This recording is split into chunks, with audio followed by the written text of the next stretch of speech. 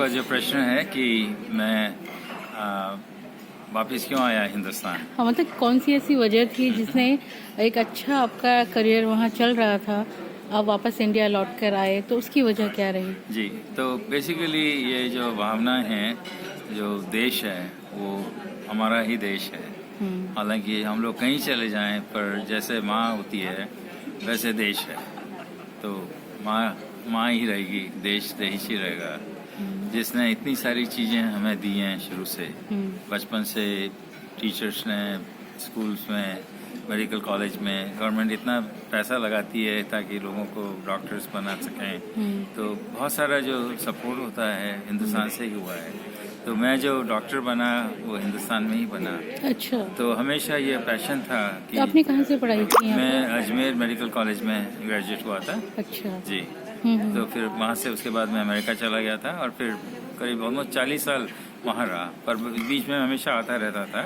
और यहाँ पे बहुत लोगों को यहाँ पे ट्रेनिंग दी, मेरा फोर्टिस में, और ऑल्सो मैं पुट्टापार्थी में भी आता था हर साल 2000 से क्या 92 से 2000 हर साल मैं वहाँ से टीम लेके आता था यहाँ पे फ्री सर्विस करने के लिए साई बाबा अस्पताल में पुट्टापार्थी में। तो हमेशा ये था कि देश के लोगों की सेवा करनी चाहिए। फिर जब इनविटेशन आया फोर्टिस से कि हम लोग रोबोटिक सेंटर्स यहाँ पे इस्टेब्लिश करना चाहते हैं, तो फिर मैं सारा चीज़ें छोड़ के आया, क्योंकि मैंने जो भी अचीव करना था अमेरिका में कर लिया था।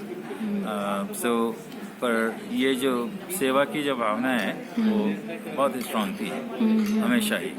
तो ये जब अपॉर्चुनिटी मिली तो फिर मैं आया। अब यहाँ पे जब आया तब ये देखा कि जो रोबोटिक सिस्टम है दूसरी कंपनी का वो बहुत महंगा है, पेशेंट्स बिल्कुल अफोर्ड नहीं कर सकते थे। और एक बार बहुत दुख होता था कि हम लोग कर सकते हैं ये ऑपरेशन। हम लोग ये भी ऑफर करते थे कि हम लोग सर्जिकल जो है वो फ्री कर देंगे, तो हॉस्पिटल वो चार्ज करना चाहते हैं। तो फिर ये दुख लगा, तो उससे फिर मैंने ये डिसाइड किया कि एक सिस्टम जरूर डेवलप करना चाहिए जो सब लोगों की मदद कर सके, क्योंकि इतनी अच्छी टेक्नोलॉजी है, इतनी अच्छी टेक्निक्स हैं कि जो छोटे छोटे छेदों से बहुत कॉम्प्लेक्स ऑपरेशन हम लोग कर सकते हैं, जिससे पेशेंट्स के रिजल्ट्स अच्छे हों, कॉम्प्लिकेशंस कम हो, दर्द कम हो, वापस जा सकते हैं एक्टिविटीज़ में। तो ये सारी चीज़ें बेनिफिट्स हम लोगों ने देखी थी अमेरिका में। तो ये यहाँ करना था, क्योंकि बस सिस्टम जो है बहुत महंगा, तो इसलिए हम लोगों ने फिर डिसाइड कर लिया। तो फिर मैंने डिसाइड कर लिया इसे यहीं आकर के सारा करना पड़ेगा। सर, जैसे जब कोई नया सिस्टम आता है, नई टेक्नोलॉजी आती है, तो उसे लोगों तक पहुंचाने की कई तरह की चुनौतियां होती हैं, कई तरह के चैलेंज फेस करने होते हैं, लेकिन उसमें सबसे बड़ा चैलेंज होता है वो होता है फेथ का। खास तौर से हम मेडिकल लाइन की बात करें तो इस फेथ को कैसे आप लोग गेन करते हैं, कैसे भरोसा जताते हैं लोगों के मन में कि ये सर्जरी ज़्यादा फायदेमंद है, या इसके क्या क्या बेनिफिट हैं? जी, तो फेथ जो है ऐसा है कि सिर्फ एबिलिटी से ऑल्सो फेथ पैदा होता है डॉक्टर्स के बारे में या किसी ऑपरेशन के बारे में, कि डॉक्टर्स जो है उनका ट्रैक रिकॉर्ड होता है, कितने सक्सेसफुल हुए हैं, कैसे पेशेंट से डील करते हैं, और ऑपरेशन से ये ऑपरेशन इन चीज़ों के लिए काम करते हैं या नहीं।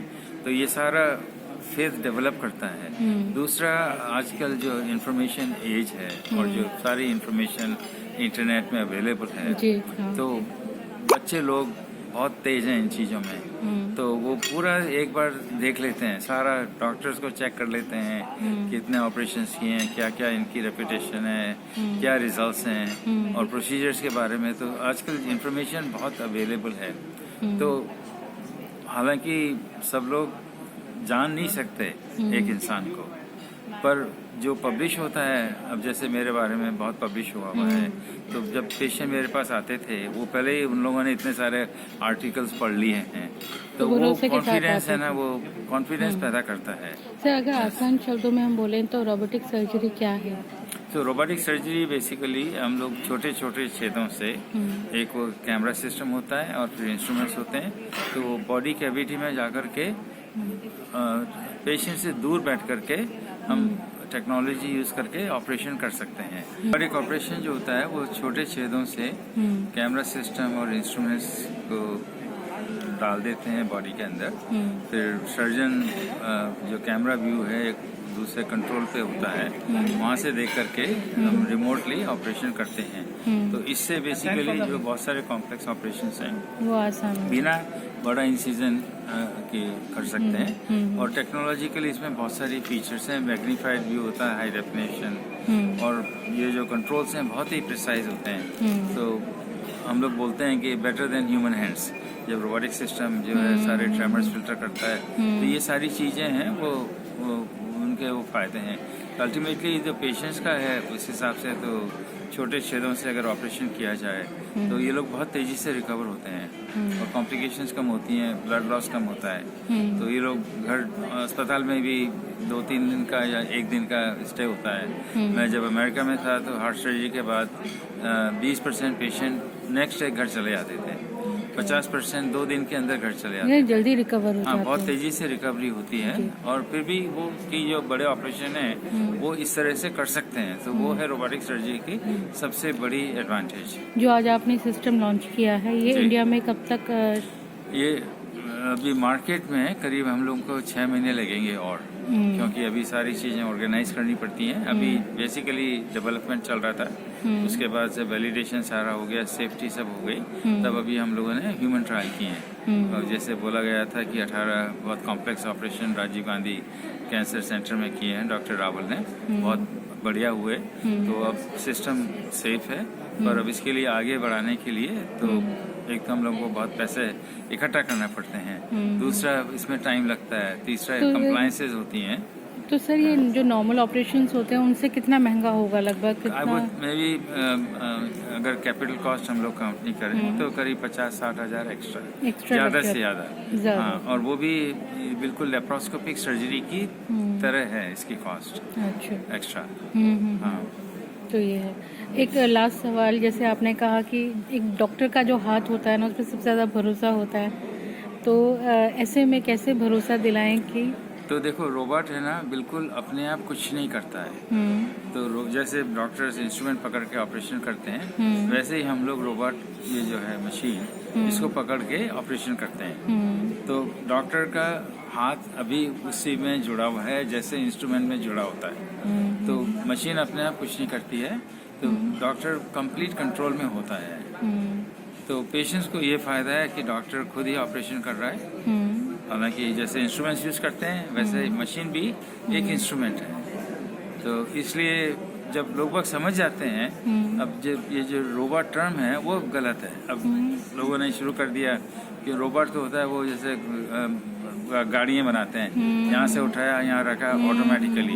इसमें कुछ नहीं है, ऑटोमेटिक कुछ नहीं होता है। तो मशीन अपने आप कुछ नहीं कर सकती। डॉक्टर्स ही सारा कुछ कर रहे हैं, बस ये कि थोड़ा मेथड अलग हो गया। हाँ बिल्कुल, जैसे ये जो मेथड है बहुत एडवांस मेथड है, और तो डॉक्टर ही पूरा ऑपरेशन कर रहा है। नर्सेज भी होती हैं वहाँ के पेशेंट के साइड में, तो ये सारा स्टाफ होता है, डॉक्टर भी वहीं बैठता है, ऑपरेशन करता है। तो बेसिकली मशीन बिल्कुल, अगर ऐसे देखा जाए कि ये इंस्ट्रूमेंट है, तो फिर पेशेंट जो समझ जाते हैं एक बार, कोई प्रॉब्लम नहीं होती। हमारे पास भी यही आते थे ऐसे पेशेंट कि मैं नहीं चाहता हूँ मशीन मेरे पे ऑपरेट करे। मैंने कहा कोई मशीन नहीं ऑपरेट करती है, मैं करूँगा ऑपरेट मशीन को यूज़ करके। यस, तो वो उससे जब गलतफहमी दूर हो जाती है तो फिर कोई फर्क नहीं पड़ता। अब देखिए 7 मिलियन ऑपरेशन हुए हुए हैं ग्लोबली, हालांकि सिस्टम फैला हुआ नहीं है, बावजूद फिर भी 7 मिलियन ऑपरेशन हो गए हैं। तो मतलब पेशेंट्स को फेथ है, सब लोगों ने एक्सेप्ट कर लिया है, हॉस्पिटल्स ने एक्सेप्ट कर लिया है, डॉक्टर्स ने एक्सेप्ट कर लिया है। अच्छा, तो ये सारा जो स्केप्टिसिज्म है, एटलीस्ट जब लोग बात समझ जाते हैं तो सब चला जाता है।